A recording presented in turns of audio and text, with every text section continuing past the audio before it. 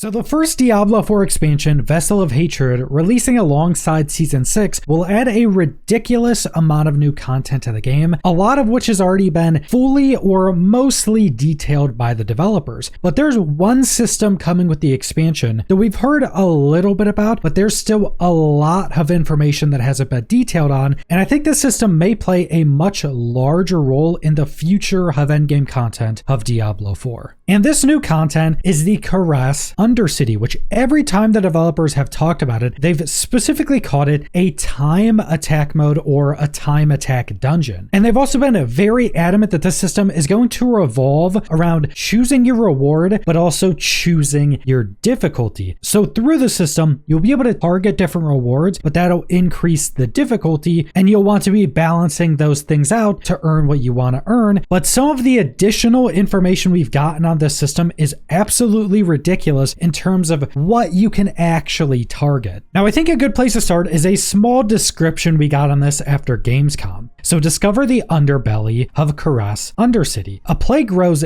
deep within the belly of Kurast, a sickness which will devour Nahantu if left unchecked. Search the Undercity for a cure or plunder its forgotten riches for yourself. Undercity is an intense new multi-stage time attack dungeon perfect for leveling towards endgame content and targeting powerful items to help you progress. Learn more about many rewards you can reap as you fight from alley to alley in the belly of the Undercity. In the Undercity, every second counts as you fight against hordes of demons and time itself, as it rapidly depletes out in this time-limited mode. Greatly increase the quality of your rewards by earning attunement, gained through killing monsters and completing events. Slay powerful afflicted demons to extend your time in the Undercity to reach the final boss. Undercity is a prime location to source the power needed to push to your highest potential. Throughout Sanctuary and within the Undercity, you'll earn keys called tributes, which can be used to augment future runs to target specific rewards. Completing activities while in the Undercity collects attunement, which increases the quality of the loot rewarded after slaying one of the Undercity's all new bosses. Higher quality tributes yield the greatest spoils. They also raise the challenge of your next Undercity run considerably. So this new time attack dungeon seems quite interesting. So you'd start one of these runs, you'd have a timer that times down. For all enemies you kill and all events you complete, you gain attunement, which is like the currency for that specific run. You can also slay afflicted demons to also extend the timer, and your whole objective is to kill as much as you can, get as much attunement as you can, and to defeat the boss at the end, presumably before the timer runs out. Now they call it a time limited mode, but they don't specifically say what happens if the timer runs out. Now, calling it a time limited mode, presumably you just don't get to defeat the boss at the end and probably don't get any loot. Maybe they'll give you some loot at the end just for attempting the run. Presumably you don't get much if you don't defeat the boss before the timer runs out. And then you'll also get more and more loot the more attunement you get. And then it seems like once you get into the end game, you'll start earning the tribute keys, which is what's going to allow you to choose the rewards you're specifically targeting. And obviously, depending on what's on that key would also dictate the difficulty. So maybe you get a tribute that drops this specific item you're hunting for, but it has a much higher difficulty, maybe has some additional affixes to make the run harder. Maybe the time is even shorter. There's a ton of stuff that they could put on these tributes. And also another thing I really like about the system is that they say all new bosses. I'm glad we're pretty much past the point of them just reusing the same dungeon bosses for all the new systems. That's something I very much still wish they would change in Pits, to remove all of the reused dungeon bosses and just make wholly unique bosses for that instead of the system they have now. But as we've seen with systems past that, this new system, the new raid system that's obviously going to have all new bosses, and the Infernal Hordes from Season 5, all of those have completely unique bosses. So that's something I'm a very big fan of. But that's not even the most interesting information, because the Diablo 4 developers did an interview with, I think, a French website. I'll have it linked in the description. But when they were asked about some of the new systems and they were talking about the Kurast Undercity, one of the answers was incredibly interesting and completely changes the dynamic of this system. So they go on to say, a big part of our philosophy and what we are trying to achieve with these activities is to give each of them a purpose this to make the characters better. In the case of the Kurast Undercity, if you are looking for gear with specific attributes, you can use the tribute system to farm items with well-defined characteristics. Each activity has its place in the game. So the first part of this, of them wanting every activity to kind of do something specific, has something they've been doing for a while by now, and it's going to be changing up quite a bit with season 6, but they're still keeping that philosophy that they want pretty much every system in the game to kind of have a different focus. All of them are still going to be giving you loot, and you'll generally be able to get most, if not all, of the gear drops from every system, but every system has a different focus. So the pit used to have the masterwork materials, that's going to be going into nightmare dungeons, but then you have something like Hell Tides, which seems to have more of a focus on getting materials and even more specifically boss summoning materials. You have Whispers, it's more focused on giving you gold. So you have all these systems that are focused on giving you something different, and with the Kurast Undercity, it seems the specific thing that this is going to be focused on is allowing you to target farm items, not only just like specific items, but items with specific attributes and well-defined characteristics. Now, there's not much that can mean besides you being able to target farm items with specific roles, and more than likely you'll be able to target farm items with specific affixes. Now, there is also the possibility that you may be able to farm items with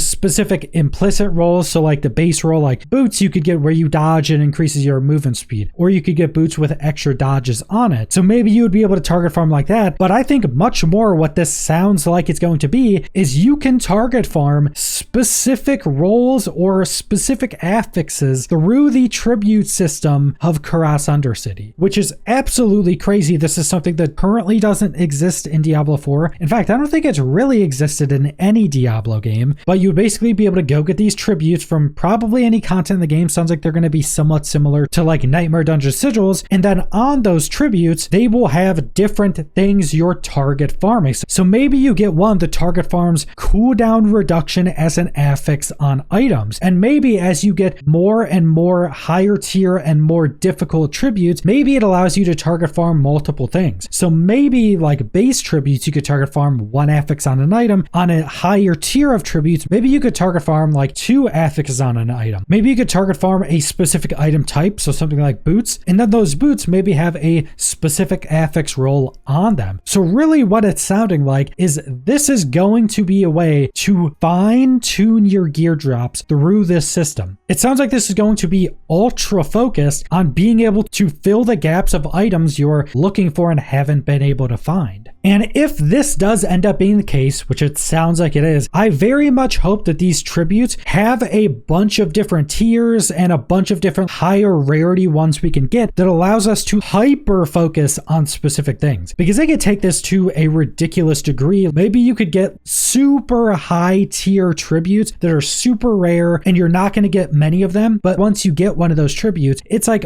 ultra focused on getting a specific drop. Now, something that could end up being an issue depending on how they go about this is that if these tributes are just fully random, it could be hard to get a tribute that has the thing on it you actually want to target farm. So that could potentially be an issue, but there's tons of different ways they could go about this. And overall, I just think this is an incredibly cool system to add into Diablo 4, especially with how fleshed out the game is going to be when season 6 and the expansion launches. This will just be another massive positive addition for the game. So I'm very excited to hear more about this system, but that's all I want to go over. So thanks for watching.